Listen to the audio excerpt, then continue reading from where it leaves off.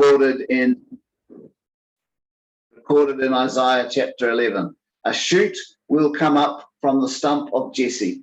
And then he goes on, from his roots, a branch will bear fruit. What on earth is he talking about? Well, it's another Old Testament prophecy of the hope for a Messiah, the promised one who would come and rescue his people. Jesse was, of course, the father of King David. And so what the prophet is talking about here is that from the family line of King David, which seemed to be dead and gone. It seemed to be a stump with no life left in it. There didn't seem to be any prospect of a descendant of David coming as had been promised, a king like David who would reign forever and save his people. It seemed like that was dead and buried. It was just a stump. But Isaiah prophesies that from that stump of the family line of Jesse, there would come a shoot and there would come a branch that would bear fruit. And here's what Isaiah has to say about this shoot, this branch from the family line of Jesse. He says, the Spirit of the Lord will rest upon him, the Spirit of wisdom and understanding, the Spirit of counsel and might, the Spirit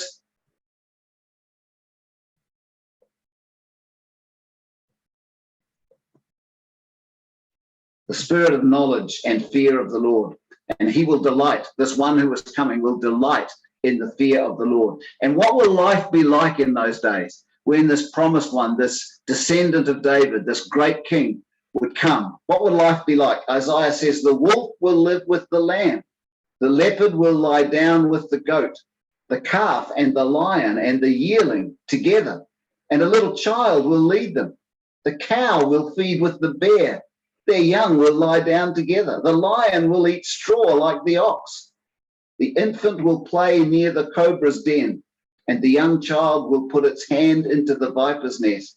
They will neither harm nor destroy on all God's holy mountain, for the earth will be filled with the knowledge of the Lord as the waters cover the sea. And then he goes on to say, in that day, this root of Jesse will stand as a banner for the peoples. The nations will rally to him, and his resting place will be glorious. It's a wonderful Old Testament picture of peace, peace on earth when this promised one appears, this descendant of David promised by God through his prophets. His reign will be glorious. Before him, all people will bow, and he will bring peace. 700 years later, when the angels appeared to the shepherds on the night of Jesus' birth, brought news of the coming of the Messiah, they said, glory to God in the highest and peace on earth.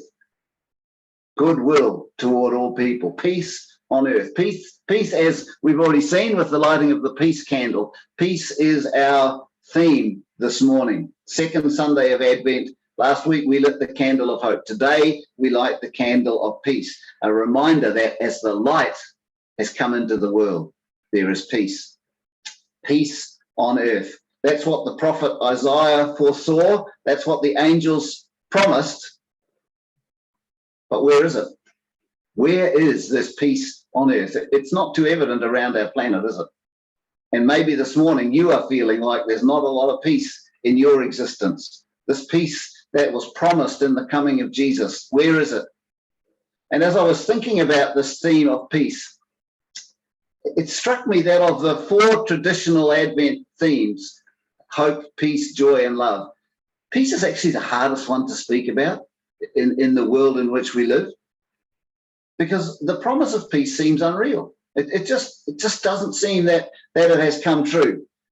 Personal peace, well, many people are going through tough stuff. I mean, many people around the world, obviously, but many people in our society, many people around us, maybe you. Personal peace, where is that in this time? And global peace, well, that's got to be a joke. Global peace?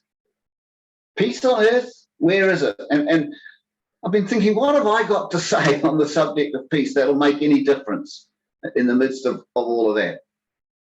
The one thought that came to my mind was something I've been learning personally over recent years, a number of times over recent years, many times, when I've been praying about people and situations that I really care about. So people people I'm close to, people who I love deeply, who've been going through tough stuff, and I've been praying for them and praying for their situations. Time and again, I felt like God saying to me, just entrust them to me. Entrust them to me. That's been a recurring refrain in my interaction with God. Entrust them to me. Again and again, that's what I've sensed him saying to me as I've prayed around different people and different situations and different issues. Entrust him, her, them, it to me, which can be easier said than done, right? But that's what I've endeavored to do. I've still brought my requests to God. I've still come to him with fervor when I'm praying for people that I really care about and situations that I really care about. I've still brought all those requests. I've still asked him to intervene and bring healing, bring resolution.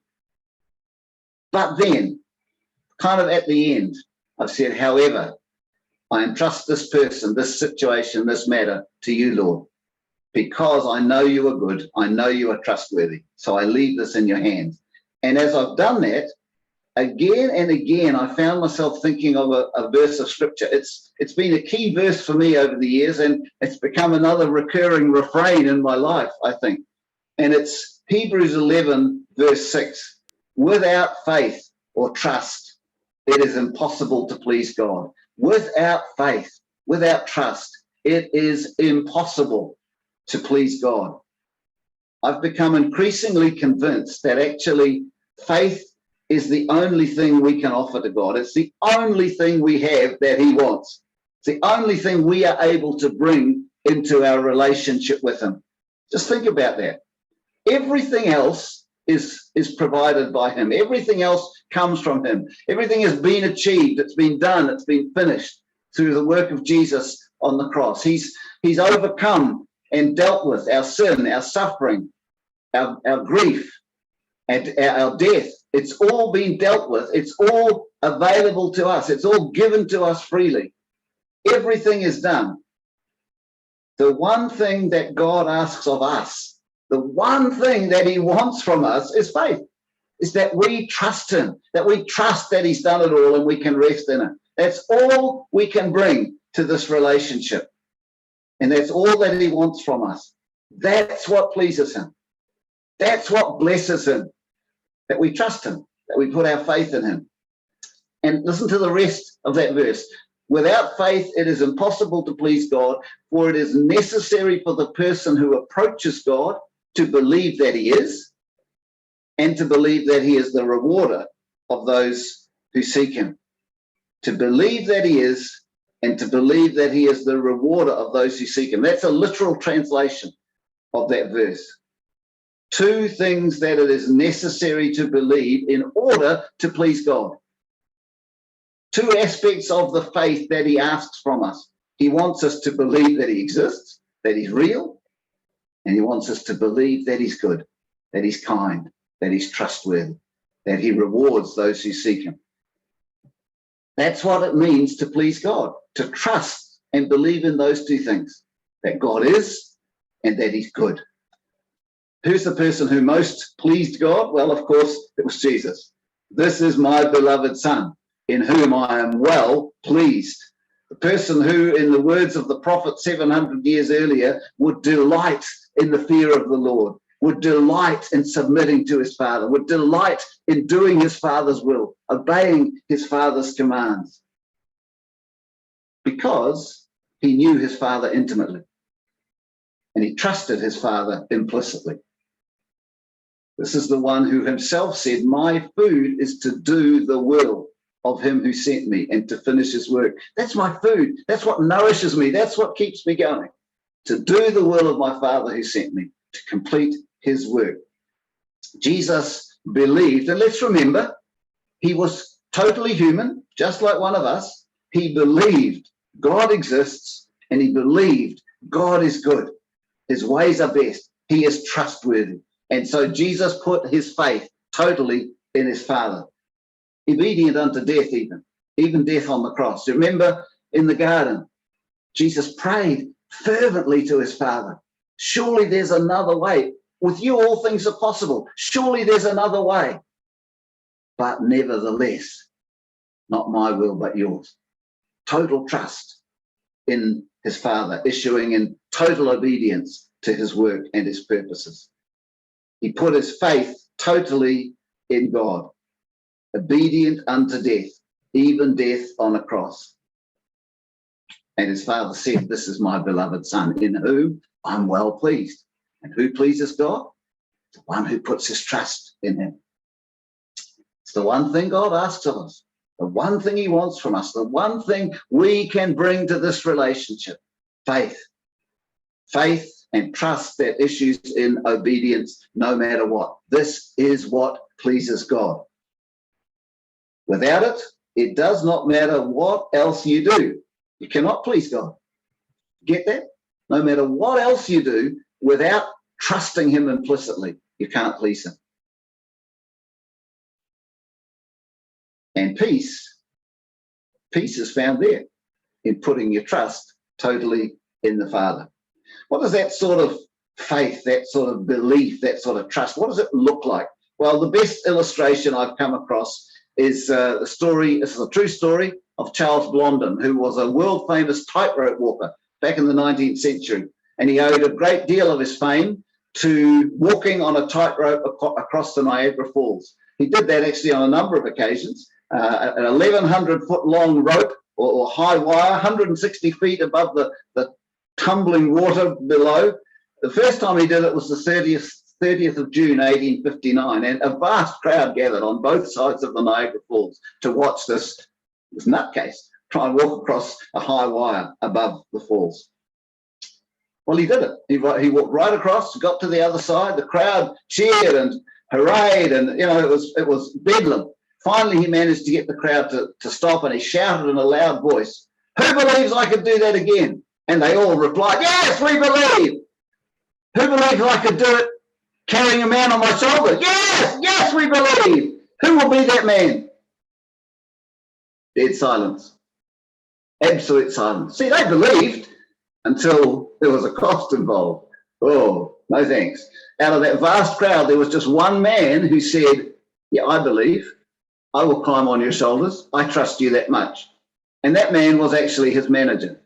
Knew him intimately, knew what he was capable of, and was willing to put his trust in him. And so he climbed on Blondin's back, and together they inched their way across this high wire above the Niagara Falls. And yes, they made it to the other side.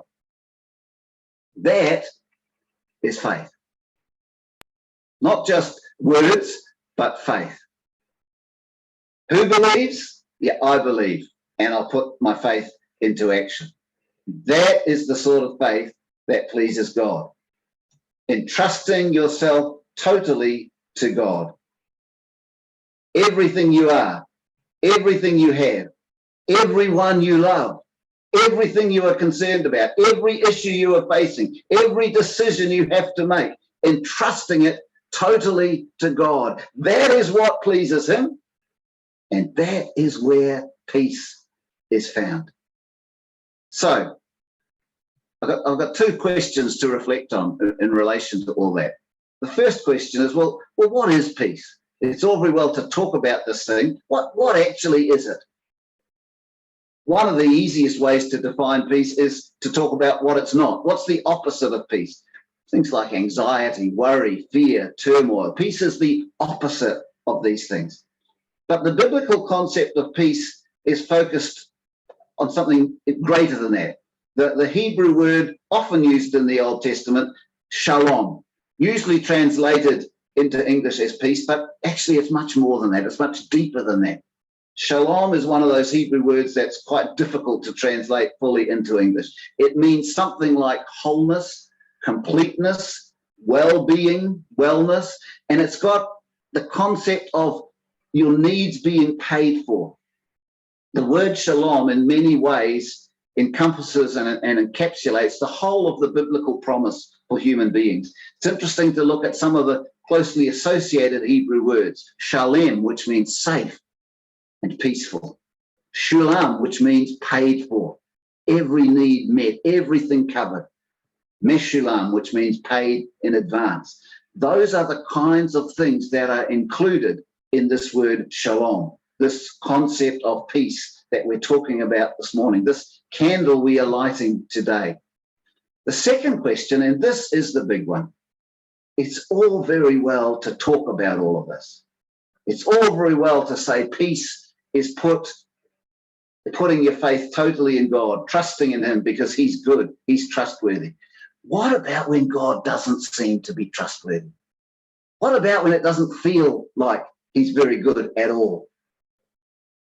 What about when it seems God has forgotten you, he's abandoned you?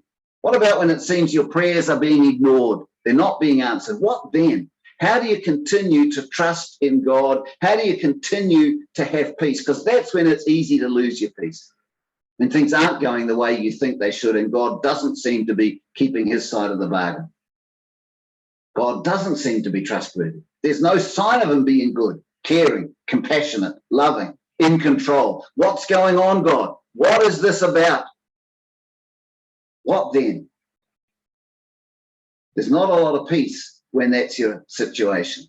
You've trusted God, you've believed in him, you've put your faith in him, and you've experienced his goodness, maybe for a long time. But now that all seems to make little difference. When you really need him, there's no sign of him. There's no sign that there is a good, faithful God. And worry, anxiety, fear, turmoil, they take over. Now, there are a lot of kind of theological answers that you can be given when you're in that kind of situation. And they're true, but none of them seem to help that much, to be honest. You've got to come back, I think, to one basic question. Is there any way I can be sure in this tough situation I'm in at the moment where God doesn't seem to be there for me? Is there any way I can be sure that God is there? There is a God, and he is good, and he is in control. Do I have any solid evidence I can cling to, even when it doesn't feel like it's true? And that brings me to the point where I'd say to you, you can't properly celebrate Christmas unless the cross is right in the middle of your celebration. And that is your solid evidence. It may sound cliched, but that's the truth. The cross of Jesus is the solid evidence, no matter what, that there is a God, that he is supremely good, and that he's got everything under control. The cross of Jesus is the sign that, yeah, this God will go to any lengths to meet your needs and to give you peace. So this week, as you think about peace, as you think about shalom, and maybe as you light the candle of peace in your own Advent wreath, make sure you come back to the cross, because Christmas makes no sense without it. This baby born in the manger, this God becoming flesh and dwelling among us, the whole point was to go to the cross, to take our place, to take everything that we deserved, to live through it and to overcome it on our behalf. Make sure you come back to the cross. Make sure the cross of Jesus is at the very center of your Advent reflections and your Christmas celebrations. Because the birth of this baby Jesus, the coming into the world of the Son of God, the Word becoming flesh and dwelling among us, full of grace and truth. Wonderful as all of that is, we will only begin to see and understand the full wonder when we stand at the foot of the cross and at the entrance to the empty tomb. Then and there is where we know for sure our God is God, good. Our God is trustworthy, and our God is ultimately in control. We're going to listen to a song together. I hope we are anyway. I hope it's going to work. This has become one of my favorite songs over the last few years, and maybe not because it's the greatest of songs, but because it declares the greatest of truths. And if you really get the words of this song, if they become right at the core of your being, I'd say you've got Christian faith, you've got discipleship. That's where you need to be. So we'll listen to that song, and then we're going to go into just breakout rooms for a few moments. And at the risk of being a bit controversial, this is the question that I've asked you to discuss, because I think we need to acknowledge that at the moment in our world, in our society, we are in the midst of a situation that isn't particularly peaceful. And so right where we are now, in this nation that we're living in, this world that we're living in, this COVID time, how can we as Christians and as a church community be agents of peace, shalom, in the midst of a society which feels increasingly divided, where there's more and more anger being directed at one another, where there's a huge emphasis on my rights? What can we do in the midst of that to bring peace and shalom on behalf of God? So that's our discussion question this morning, but let's listen first to the song.